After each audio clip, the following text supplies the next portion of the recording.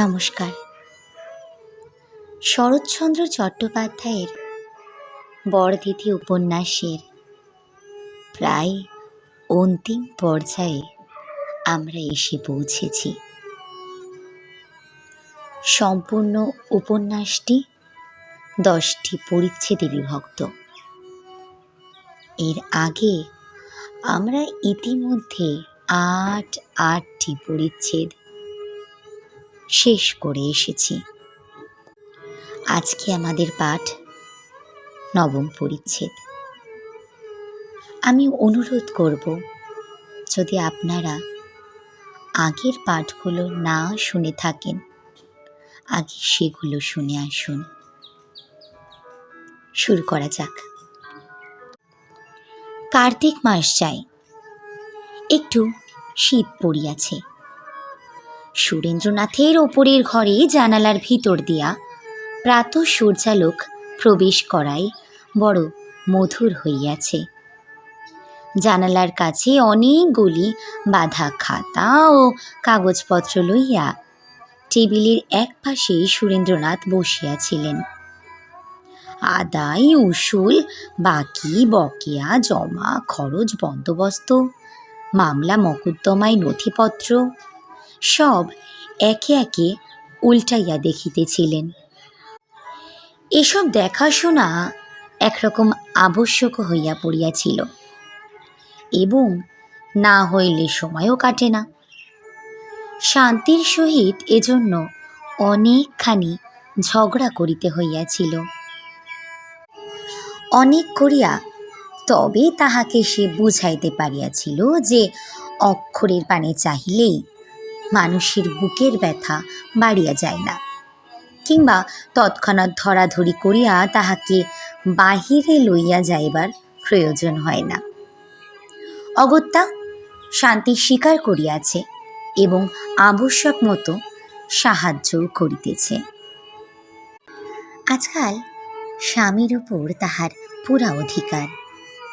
তাহার একটি কথাও অমান্য হয় না। কোনোদিনই হয় নাই, শুধু 5 জন হতভাগ্য ইয়ার বন্ধু মিলিয়া দিন কতক শান্তিকে বড় দুঃখ দিতেছিল। স্ত্রীর আদেশে সুরেন্দ্রের বাহির বাড়িতে পর্যন্ত যাওয়া নিষিদ্ধ হইয়াছে। ডাক্তার মহাশয়ের পরামর্শ ও উপদেশ শান্তি প্রাণপণে খাটাইয়া তুলিবার আয়োজন করিয়াছে। এইমাত্র সে কাছে বসিয়া রাঙা ফিতা দিয়া কাগজের বান্ডিল বাঁধিতেছিল। সুরেন্দ্রনাথ একখানা কাগজ হইতে মুখ তুলিয়া সহসা ডাকিলেন, শান্তি। শান্তি কোথায় গিয়াছিল, কিছুক্ষণে ফিরিয়া আসিয়া বলিল, ডাকছিলে? হ্যাঁ, আমি একবার কাছারি ঘরে যাব। না, কি চাই বলো, আমি আনিয়ে দিচ্ছি। কিছু চাই না, একবার মথুর বাবুর সঙ্গে দেখা করব। তাকে ডাকিয়ে পাঠাই, তোমাকে যেতে হবে না। কিন্তু এমন সময় তাকে কেন গো? বলে দেব যে অগ্রহায়ণ মাস থেকে তাকে আর কাজ করতে হবে না। শান্তি বিস্মিত হইল, কিন্তু সন্তুষ্ট হইয়া জিজ্ঞাসা করিল, তার অপরাধ? অপরাধ যে কি তা এখন ঠিক বলতে পারছি না, কিন্তু বড় বাড়াবাড়ি করছেন। তাহার পর আদালতের সার্টিফিকেট ও কয়েকখানা কাগজপত্র দেখাইয়া কহিলেন, এই দেখো, গোলাগাঁয়ে একজন বিধবার ঘর বাড়ি সমস্ত বেনামে নিলামে খরিদ করে নিয়েছে। আমাকে একবার জিজ্ঞাসাও করেনি। শান্তি দুঃখিত হইয়া বলিল, আহা বিধবা, তবে এই কাজটা ভালো হয়নি বুঝলে। কিন্তু বিক্রি হলো কেন? 10 বছরের খাজনা বাকি ছিল, সুদে আসলে 1,500 টাকার নালিশ হয়েছিল। টাকার কথা শুনিয়া শান্তি মথুর নাথের প্রতি একটু নরম হইয়া পড়িল। মৃদু হাসিয়া কহিল, তা ম্যানেজার বাবুরই বা দোষ কি? এত টাকা কেমন করে ছেড়ে দেন? সুরেন্দ্রনাথ অন্য মনস্ক হইয়া ভাবিতে লাগিল। শান্তি প্রশ্ন করিল, এত টাকা ছেড়ে দেবে? দেব না তো কি, অসহায় বিধবাকে বাড়ি ছাড়া করব? তুমি কি পরামর্শ দাও? কথাটার ভিতর যতটুকু জ্বালা ছিল সবটুকু শান্তির গায়ে লাগিল। অপ্রতিভ হইয়া দুঃখিতভাবে সে বলিল, না, বাড়ি ছাড়া করতে বলি না। আর তোমার টাকা তুমি দান করবে, তাতে আমি কেন বাধা দেব? সুরেন্দ্র হাসিয়া কহিলেন, সে নয় শান্তি, আমার টাকা কি তোমার টাকা নয়। কিন্তু বলো দেখি, আমি যখন না থাকিব তখন তুমি... ও কি কথা? তুমি আমি যা ভালোবাসি তা করবে তো? শান্তির চোখে জল আসিল, কেননা স্বামীর শারীরিক অবস্থা ভালো নহে। বলিল, ও কথা কেন বলো? বড় ভালো লাগে তাই বলি। তুমি আমার কথা, আমার স্বাদ ইচ্ছা জেনে রাখবে না শান্তি? শান্তি চোখে অঞ্চল দিয়া মাথা নাড়িল। কিছুক্ষণ পরে সুরেন্দ্র পুনরায় কহিলেন, আমার বড়দিদির নাম?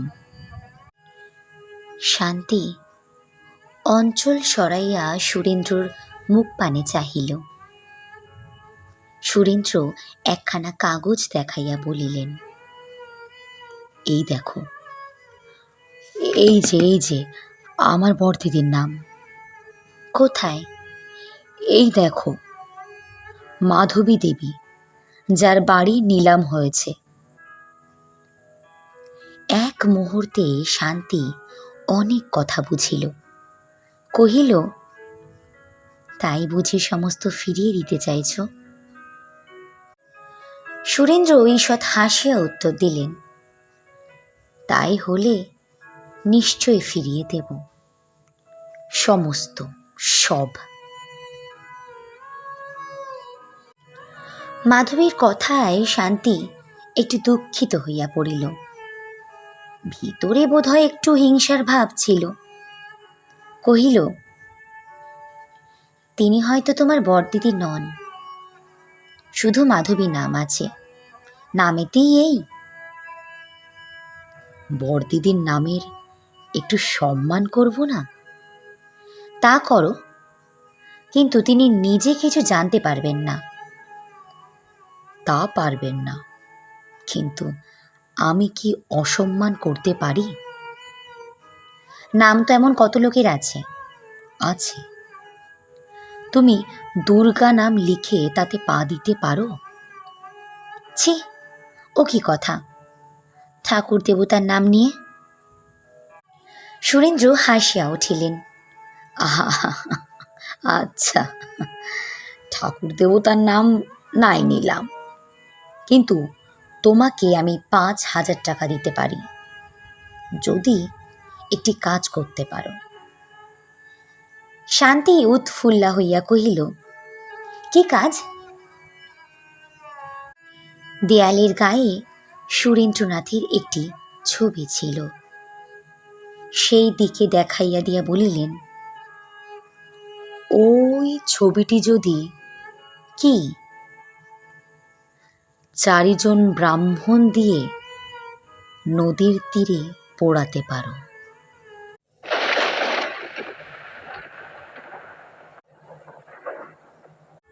অদূরে বজ্রাঘাত হইলে লোকের যেমন প্রথমে সমস্ত রক্ত নিমেষে সরিয়া যায়, মুখখানা সর্পদষ্ট রোগীর মতো নীলবর্ণ হইয়া থাকে। শান্তির প্রথমে সেইরূপ অবস্থা হইল।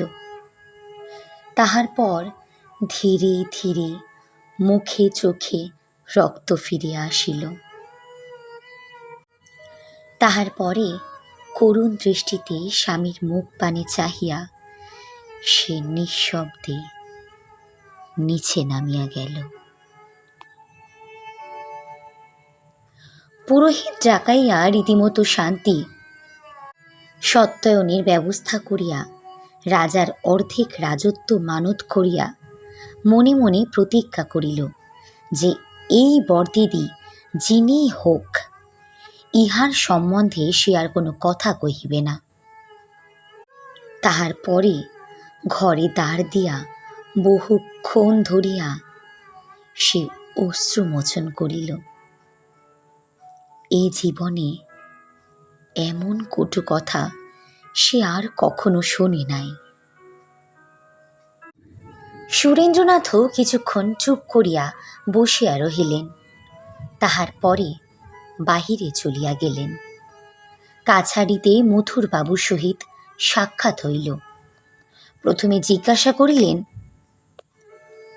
গোলাগাঁয়ে কার সম্পত্তি নিলাম হয়েছে? ওই মৃত রামতনু সান্যালের বিধবা পুত্রবধূর। কেন? ওই 10 বছরের মালগুজারি বাকি ছিল।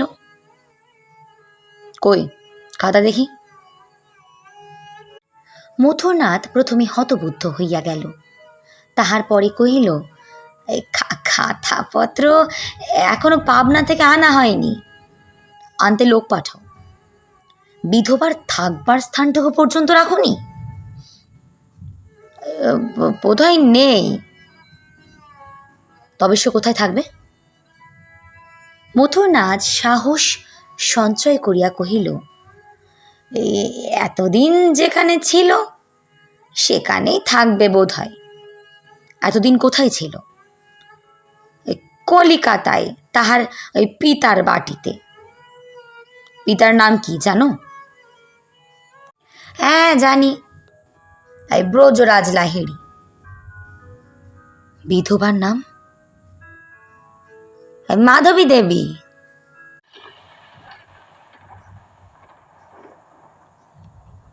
নতমুখে সুরেন্দ্রনাথ সেখানে বসিয়া পড়িলেন।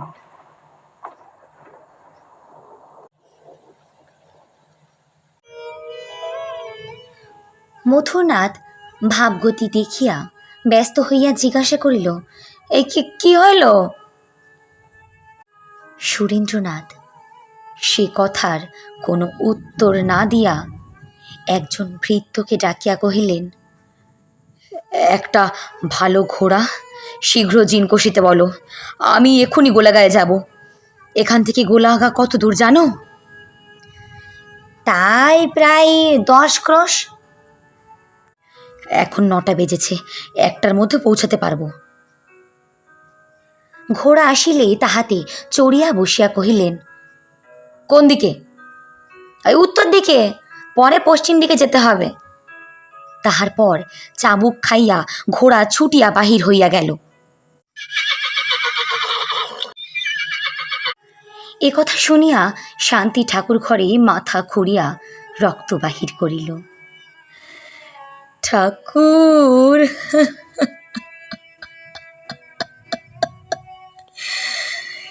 এই ছিল তোমার মনে,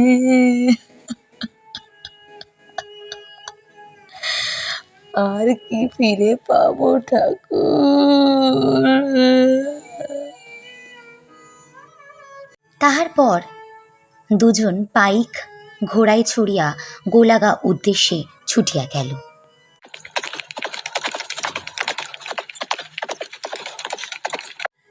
জানালা দিয়া তাহা দেখিয়া শান্তি ক্রমাগত চক্ষু মুছিতে লাগিল। মা দুর্গা, জোড়া মোষ দেব, যা চাও তাই দেব মা,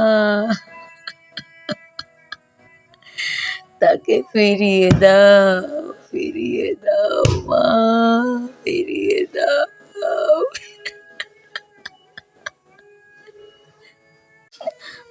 বুক চিরে রক্ত দেব মা, যত চাও হে মা দুর্গা,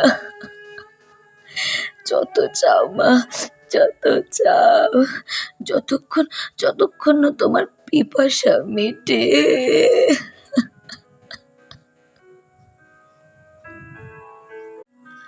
গোলাগা পৌঁছিতে আর 2 ক্রোশ আছে।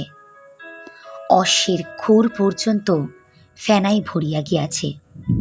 প্রাণপণে ধুলা উড়াইয়া, আল ডিঙাইয়া, খানা টপকাইয়া ঘোড়া ছুটিয়া চলিয়াছে মাথার উপর প্রচণ্ড সূর্য। ঘোড়ার উপর থাকিয়াই সুরেন্দ্রর গা বমি বমি করিয়া উঠিল। ভিতরের প্রত্যেক নাড়ী যেন ছিঁড়িয়া বাহির হইয়া পড়িবে। তাহার পর উপ করিয়া ফোঁটা 2-3 রং কষ বাহিয়া ধূলি ধূসরিত পিরানের ওপর পড়িল। সুরেন্দ্রনাথ হাত দিয়া মুখ মুছিয়া ফেলিলেন। 1টার পূর্বেই গোলাগায় উপস্থিত হইলেন। পথের ধারে দোকানে জিজ্ঞাসা করিলেন, এটা গোলাগা? হ্যাঁ। রামতনু সান্যালের বাটি? ওই দিকে। আবার ঘোড়া ছুটিল। অল্পক্ষণে বাঞ্ছিত বাটির সম্মুখে দাঁড়াইল। দ্বারে একজন সিপাহী বসিয়াছিল। প্রভুকে দেখিয়া সে প্রণাম করিল। বাটিতে কে আছেন? কেউ না। কেউ না? কোথায় গেলেন? কোথায় গেলেন? হুজুর ভোরই নৌকা করে চলে গেলেন। কোথায়? কোন পথে? দক্ষিণ দিকে। নদীর ধারে ধারে পথ আছে? ঘোড়া দৌড়াতে পারবে? বলিতে পারি না, বোধহয় নেই। পুনর্বার ঘোড়া ছুটিল।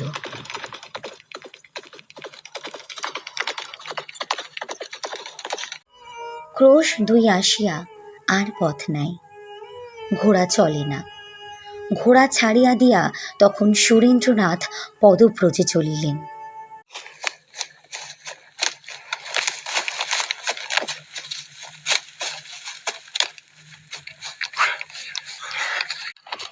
একবার চাহিয়া দেখিলেন জামার উপর অনেক ফোঁটা রক্ত ধুলাই জমিয়া গিয়াছে।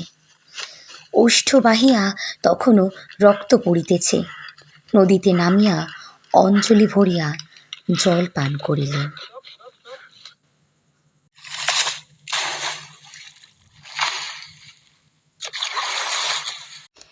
তারপর প্রাণপণে ছুটিয়া চলিলেন। পায়ে আর জুতা নাই, সর্বাঙ্গে কাদা, মাঝে মাঝে শনিতের দাগ। বুকের উপর কে যেন রক্ত ছিটাইয়া দিয়াছে।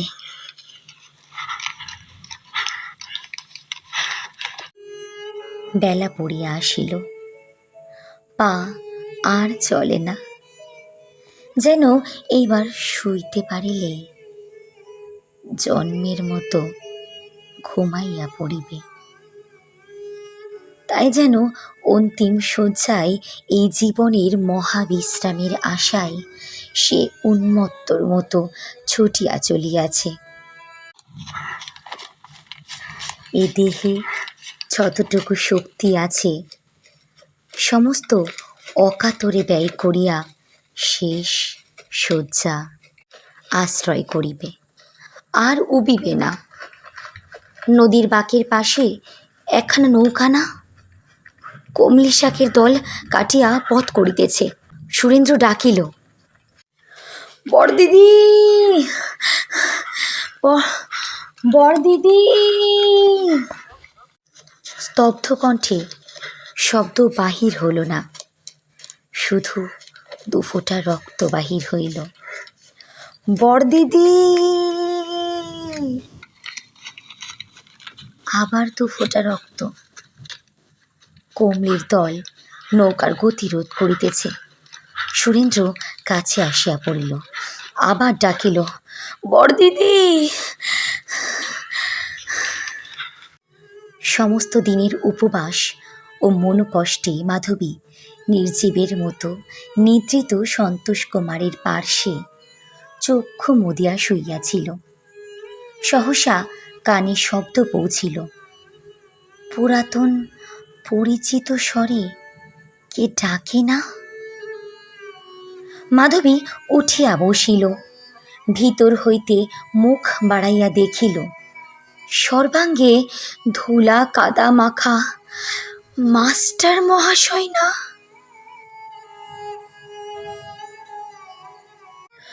ও নয়নতারার মা, এই মাঝিকে শিগগির নৌকা লাগাতে বল। সুরেন্দ্রনাথ তখন ধীরে ধীরে কাদার ওপর শুইয়া পড়িতেছিলেন। সকলে মিলিয়া সুরেন্দ্রনাথকে ধরাধরি করিয়া নৌকায় তুলিয়া আনিল, মুখে চোখে জল দিল। একজন মাঝি চিনিয়া কহিল, তো লালতাগায়ের জমিদার। মাধবী ইষ্ট কবচ শুদ্ধ স্বর্ণহার কণ্ঠ হইতে খুলিয়া তাহার হাতে দিয়া বলিল, লালতাগায়ে এ রাত্রে পৌঁছতে পারো? সবাইকে এক একটা করে হার দেব।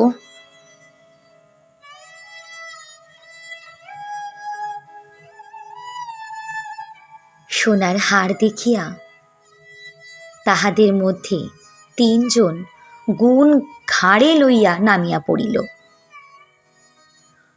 মা ঠাকুরন, চাঁদনি রাত, ভোর নাগাদ পৌঁছে দেব।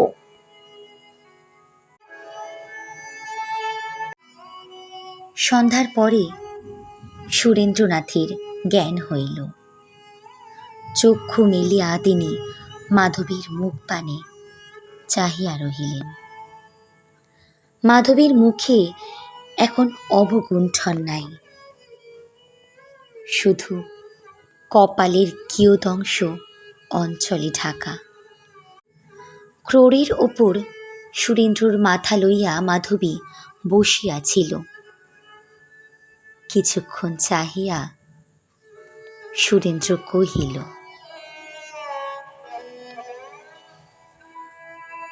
তুমি তুমি বড়দিদি?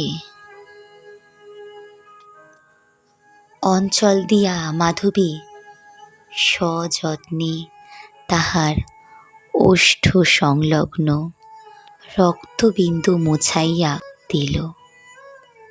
তাহার পর আপনার চোখ মুছিল। তুমি বড়দিদি? আমি মাধবী। সুরেন্দ্রনাথ চক্ষু মুছিয়া মৃদু স্বরে বলিলেন,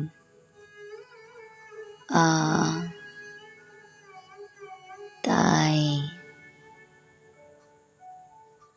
বিশ্বের আরাম যেন এই ক্রোড়ে লুকাইয়াছিল। এতদিন পরে সুরেন্দ্রনাথ তাহা খুঁজিয়া পাইয়াছে। অধরের কোণে সরক্ত হাসি তাই ফুটিয়া উঠিয়াছিল। বড়দিদি, যে কষ্ট। তর তর ছল ছল করিয়া নৌকা ছুটিয়াছে। ছোয়ের ভিতর সুরেন্দ্রের মুখের উপর চাঁদের কিরণ পড়িয়াছে। নয়নতারার মা একটি ভাঙা পাখা লইয়া মৃদু মৃদু বাতাস করিতেছে। সুরেন্দ্রনাথ ধীরে ধীরে কহিলেন,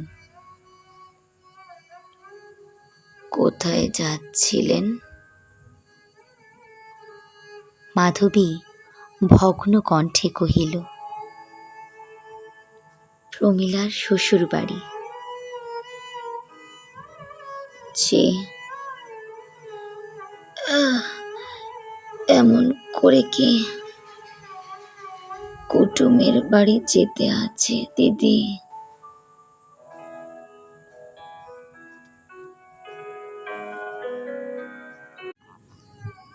ধন্যবাদ। শেষ করলাম আজকের বড়দিদির নবম পরিচ্ছেদ। কেমন লাগলো কমেন্ট সেকশনে জানাতে ভুলবেন না। অন্তিম পরিচ্ছেদ নিয়ে খুব শীঘ্রই হাজির হব, কথা দিচ্ছি। ভালো থাকবেন, ভালো রাখবেন, আর এক্সপ্লোরেশন উইথ ডলি চ্যানেলটিকে সাবস্ক্রাইব করে দেবেন। ধন্যবাদ।